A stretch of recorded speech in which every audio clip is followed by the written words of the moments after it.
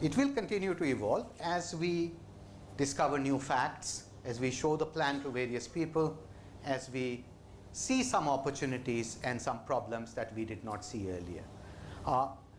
Normally, master plans are made to evolve. They are not made fast frozen and fixed. Okay.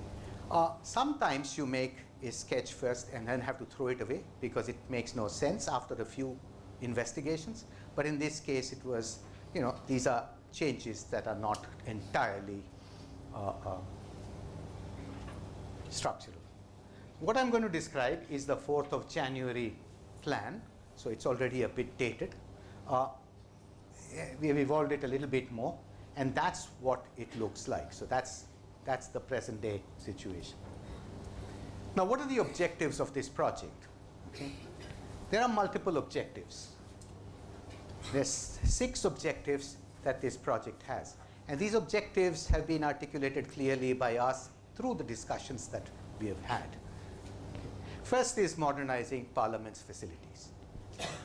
Now, once again, remember, Parliament's facilities modernization was an objective that's an old one. We first had to understand the existing facilities. You know very well, that's Rashtrapati Bhavan, North Block, South Block, India Gate, that's the master plan for it. And the Parliament existing, the present one, is here, this round building. We all know very well. We, of course, studied the historical plans of this. Remember, at one time, the Parliament was to be shaped like this, in this sort of a triangular thing. Earlier, it was that. Finally, what got made was a round building. It was not Parliament, it was Council House. We didn't find really good drawings. We have been reconstructing the drawings based on whatever information we got and measurements that we take at the site. We have sections of this sort, sometimes from books, sometimes from the old archives. There are no AutoCAD drawings available for this, but we are building them up. That's, for example, drawn up by us to be able to better appreciate the architecture that this building has. Then we are mapping the space utilization, going there. Our estate management practices are not modern, and so you can't find a map that tells you this happens here and that happens there. You have to build it up. So all the spaces are being listed and say this happens, etc. Listing all the facilities and adjacencies, what is next to what, because these are important things. We are also listing all the routes. Prime Minister comes in from here, goes here, goes here, goes here. These are very important aspects of this building because there are many different people, some who cannot, have to be kept separate, they have to meet separately, so on and so forth. So protocol, security arrangements, these have to be understood very carefully. We are measuring the furniture to find out, because the main thing that's done here is to sit and talk and debate, and that's the furniture here. Different types of furniture arrangements, what is it that they need to do? It's a complex building, it's not a simple building. We're trying to understand the addition and changes that have been made over all the years. You can see here there used to be these wonderful glass windows up here, which have been closed, of course.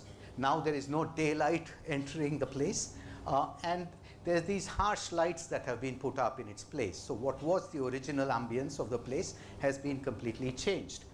Of course, the original drawings tell us that the Parliament building was just this height. These 2 floors on top were not there originally. They were added later on in 1960. So addition to this building has already happened. An administrative office were needed, so they added these 2. This addition was done by Baker himself, who was the architect of the Parliament building, but in 1950, the drawings say 1956, so perhaps by 62 or so it was built. You can see here we were studying expansion possibilities, and you can see here in this picture there are these columns that you can see. Behind that would normally have been a corridor, because you don't put seats behind a column. But when Parliament had to be expanded, I think it was in the 60s, I don't remember that clearly, but there were seats that were put. Now if you look at this plan, it's jam-packed. Not a single seat more can be added to this place without, well, you cannot add anything to this. If you look at the joint session hall, which is in the center of the building, that too is jam-packed. Actually, this is where the Rajya Sabha and the Lok Sabha meet together for a joint session. but they invite a lot of state guests, and they have to put chairs in the aisles, so all the ambassadors, everybody sit in the aisles. So it's a very informal sort of an arrangement, not very good from fire point of view and crowd management point of view, but that's what you have to do because there is no space. This space also serves as the lounge for the parliament.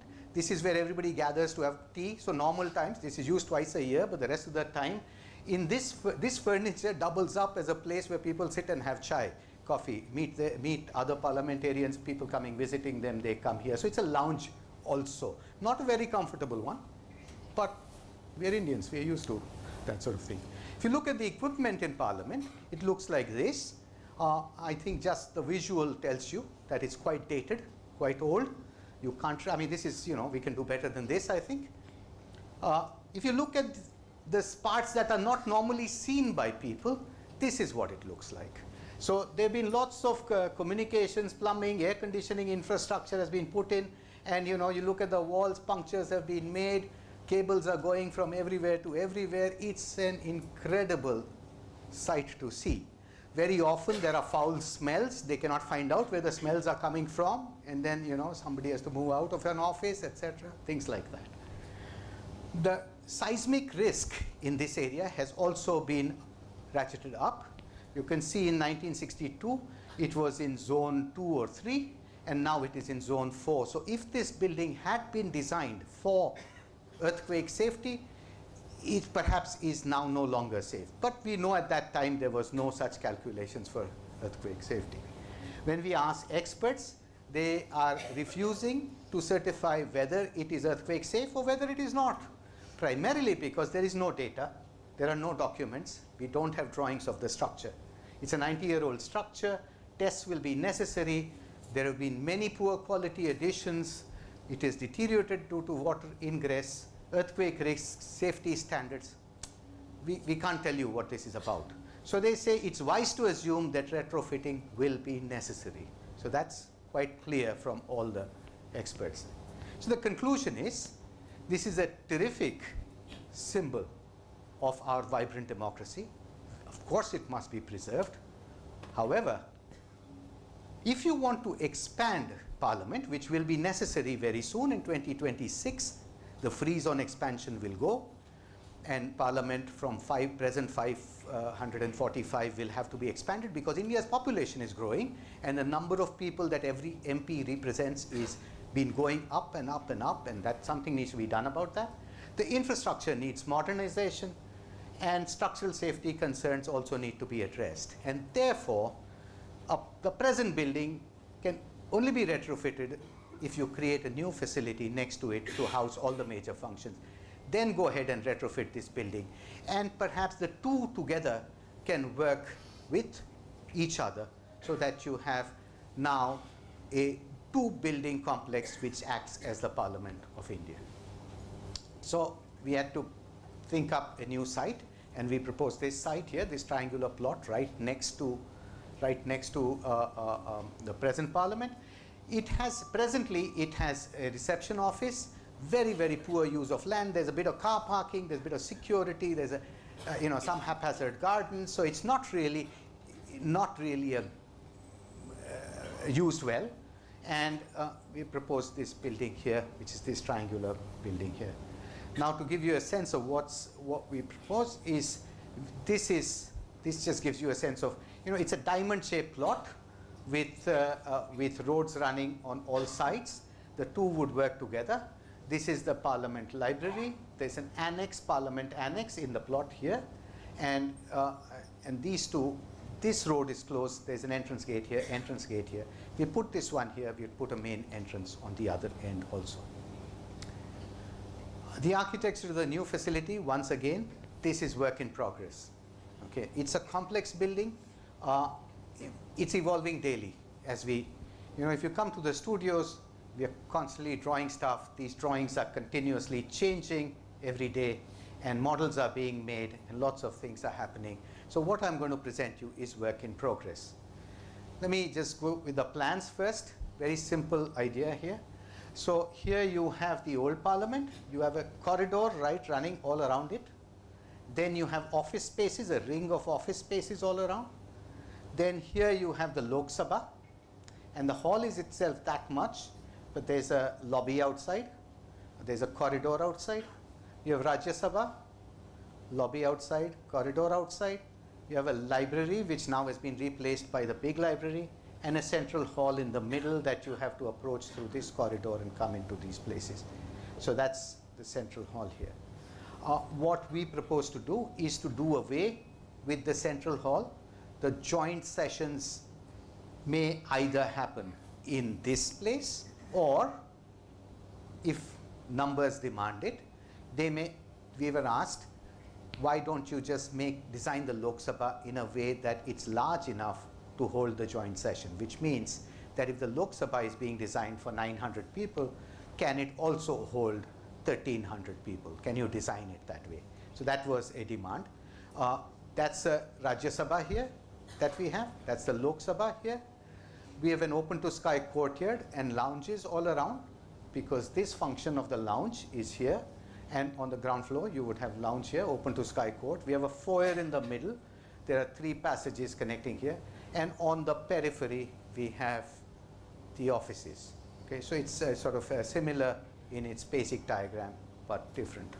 So here there is elaborate protocols about who enters from where. The MPs would come in from here, the Prime Minister and President from here. These are all ceremonial entrances. And so this is a speaker and vice president would enter from here, so on and so forth. Members of the public would come from here. There's big security checks. VIPs might come in, meaning the officers of the government might come in from here and go through here. So there's a complex arrangement of circulation routes that is being worked out. We've just got finally the total station survey for the site. We're holding our breath, hoping that the Google map is not too inaccurate. And when we put it there, thankfully, well, it fit. So that's there. Here we have, once again, a more detailed version of the same plan. You have the Lok Sabha here. You have the Rajya Sabha here. Open to sky courtyard with trees, a foyer in the middle, etc. You have offices on either side. This too is evolving. This morning I'm told that there was a meeting in Delhi. My colleagues were there. And things are evolving as we go along. So a complex building with very complex requirements that is being put together like this. The upper floor, of course, the halls have triple height space. So you have the Lok Sabha hall here, Rajya Sabha hall, offices at the back, offices all around, and you have dining facilities on top, because there's lots of dining facilities required here. And then there are big meeting halls like this here, big conference tables. Great opportunity to make wonderful spaces here. And this is the topmost floor. Once again, offices on all sides, places to take natural light into the halls from, so on and so forth, being worked upon as we go along. Then that's the terrace plan with the spire above the foyer. We are working to see that we get the perfect grid. Started off with a 5-meter triangular grid, did not work. 5.5 meters. You want to get it to be rigorous in its geometry. 3.5 meters. 3.65. I think finally we are going to settle for a 3.6 meter grid. You guys understand this sort of a game, so it's kind of fun to play with it. Sections and elevations. These two are being developed. That's the foyer here in the center. That's the hall here. Really, these are just very, very preliminary things that we are doing. Some preliminary SketchUp models to get a sense of the size. That's completely wrong now. These are sketches of what the hall could be. That's a roof over that open to sky court, because we want to make. That's the spire from which natural light comes down, something of this sort. We are trying to make the two buildings work together. So the elevation, we're thinking of it. We are thinking that's the old Parliament. What will our place look like? This is. I was wondering whether to show these sort of things, but please understand that this is all work in progress. It might change completely as we go along. And these were just some initial models to say if that's the old Parliament, the new one, the two will work together. I think our ambition is to is to make the architecture such that at least from a distance they seem like they are completely of the same family, but when you come near you realize that the building is new, it's more sophisticated, it's sharper, etc. The other big thing that we study is the seating layout in the Lok Sabha and Rajya Sabha. We studied seating layouts the world over. You have United Kingdom has these opposing benches. You have Belgium has this semicircular seating arrangement. We have classroom arrangement in Cuba. There are different ways in which parliaments the world over sit. It's not just one sort. India has this horseshoe-shaped arrangement, and glad to say we are going to continue with that. So this gives you a scale comparison.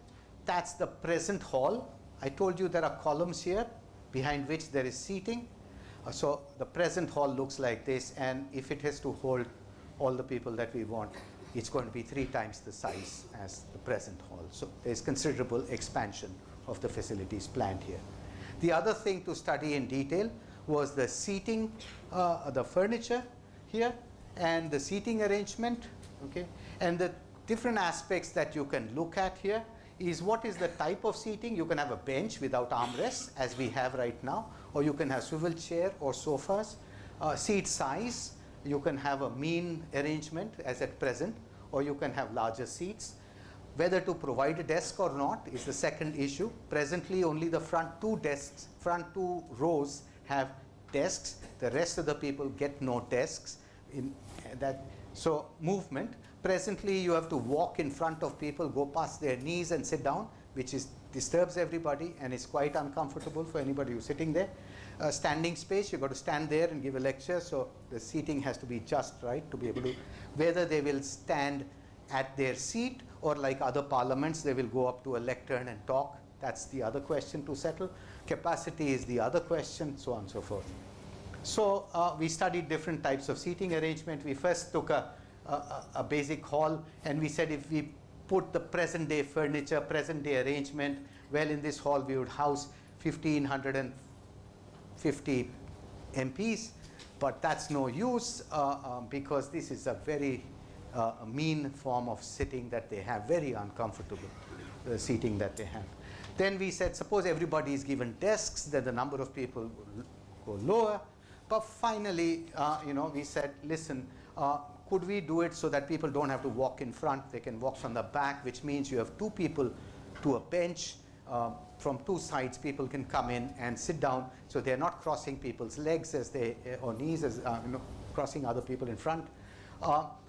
Could we make the bench large enough so that in normal circumstances 2 people would sit, but when a joint session has to be held, there'd be 3 people sitting there. So if there are 3 people sitting, then you've got your normal circumstances, you'll get 2, 3, 900, 1350. So that's the sort of arrangement. And that's what we are going to go in for. Also, could we consider radial aisles so that people go down the aisles and don't disturb people as they walk past every time?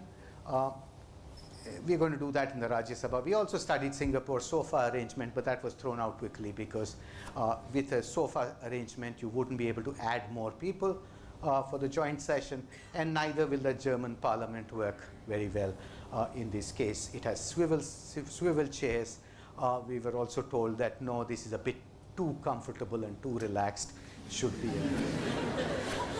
perhaps a little more disciplined, orderly seating is called for. So that's what we were told. And of course, we are doing mock-ups of furniture like that to check whether because that's at the heart of it. This is seating and debating and talking. We don't get the furniture right, got nothing right. And if that is to inform the auditorium backwards, that's what you got to do. Technology, audio. First of all, acoustics. It's extremely important. You cannot, presently this was not designed to be, not acoustically designed. In fact, the original council house, there's many records that say that nobody could hear a thing, and then some fellow quipped saying that any case, what do they say? Then acoustic treatment was done very poorly. We think of acoustic treatment as just no echo, but actually sophisticated acoustics is about creating the right mood in the place and the right sound in the place. And we are very fortunate. We have found a San Diego-based company which has primarily physicists in it who we are working with to understand the acoustics of this place. Also, there is lots of electrical digital equipment that we have to put in, voting systems, audio-visual systems, so on and so forth. Every desk must have a screen these days, etc. All of this must be such that it can be easily upgraded when necessary. And of course, there's public address system, translation system. So there's a lot of technological dimension to this building, which also has to be taken care of. Forms, symbols, and meanings. Buildings are not just meant to serve practical functions of seating, etc. And so we are also trying to articulate some ways in which you can think about it. Well, some people ask me, why a triangle? And well, here's one reason why you could have a triangle. I say the plot is triangular, this, that. It doesn't help. Well, you know, it's a sacred geometry, triangles and trinities. You have Sri Yantra here, uses triangles. You have trinities. And in case you're worried, that's Humayun's tomb. So that's also. Evolving a plan for this thing. Started with a triangle. We put 3 triangles together. And we put that together. And we got the parliament. So people sometimes like that as a better explanation. Why a spire? Well, in secular democracies, you do not have sacred buildings, but this is as close as it gets to a sacred building. You have the parliament, is treated like the important institution. Prime Minister called it that too. What color should the spire be? Well, perhaps, spires of our temples are gilded. So maybe a golden color, not gold, but golden color. But in case you're worried, you have everybody gilds their sacred buildings. Okay, so there you are. Why these funnily shaped windows here? Well, to reflect India's diversity in some ways, to get to all the diverse parts of India. So that's why we have these windows here. And building up these stories and narratives is as much a part of making the architecture for this place. And of course, celebrating our nation's democracy. So here you have, lit up on Republic Day, and perhaps someday you will light it up to the place. So that's the parliament, and lots of work is going on. More when things get a little more frozen. Chambers for members of parliament. The members of parliament don't have any office space. So 1,000 small offices like lawyers' chambers to be built in these 2 plots here. A simple building with lots of offices. Every country in the world provides these sort of offices for their parliamentarians, and that is a facility being provided, which if they don't have, then it has to be provided in their homes and various other places.